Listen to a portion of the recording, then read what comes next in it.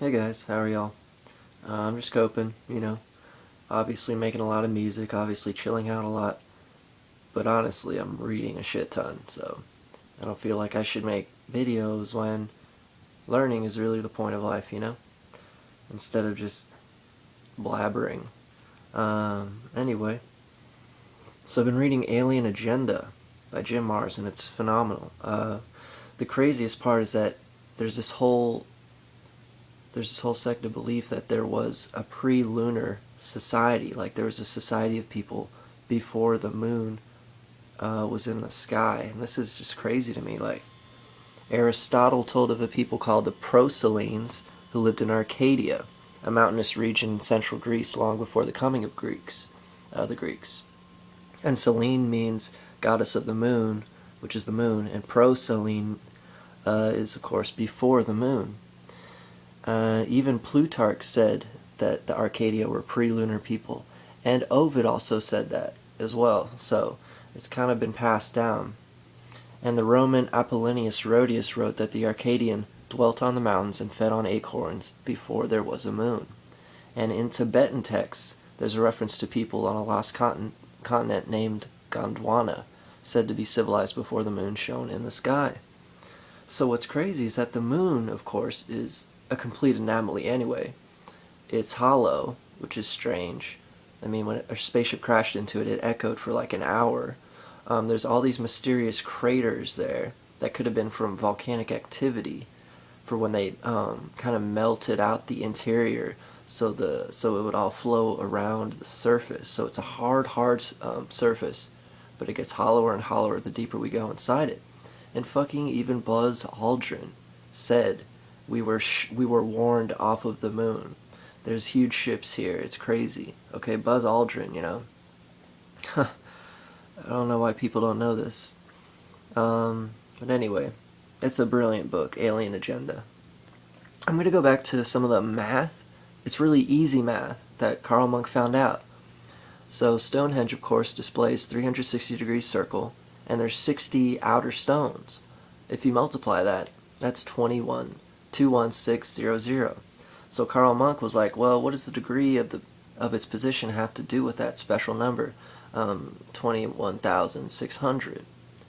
So he looked at where it was on a map, 51 degrees, 10 minutes north, and so he just divided 21600 by 51, and he got 423.52. So then he divided that by 10 seconds, and he got 4.23529. So what he got was 51 degrees, 10 minutes, 42.3529 seconds as a position on the map. So if you multiply those numbers, it's 21600. So it tells you where it is, why it is where it is, okay? Isn't that badass? Anyway.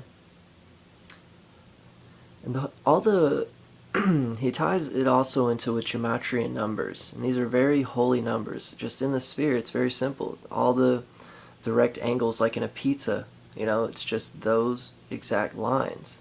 And all the holy numbers like 144, 288, all these very recognizable numbers from Mayan mathematics. So what he did when he found the tangent for 144 and 288 and all the Gematrian numbers, he found two exact tangents throughout the whole thing.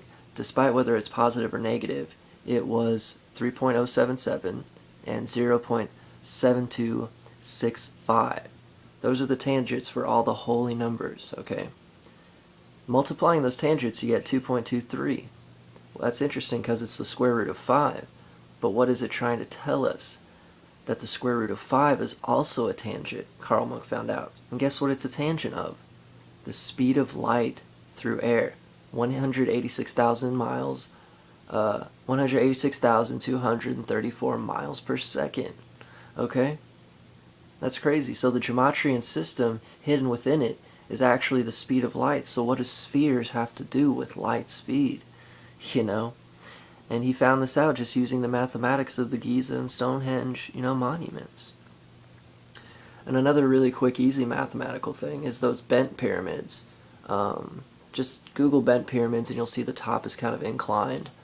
And the reason for this is that Of course, the pyramids illustrate 360, so if you have that number, and then these bent pyramids have 8 sides and 8 faces and 9 edges. Sorry, so 8 times 9 times 360.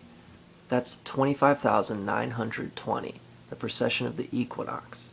Okay? I think that's just the simplest, craziest calculation that they gave us, and it's so easy. This holy math, all this ancient knowledge, is in fact quite easy if you already assume knowledge of pi, and if you assume that you square root, and you assume that 360 is part of the equation. Okay? I think that's just really interesting. But anyway, all this is just being re-found out for the first time in, 3,000 years, millennia. So this is a really special time, I think, for me, because it does confirm all the monuments. And I wish I could have known this before I went to Stonehenge, but then I wouldn't have shut up during the tour bus ride.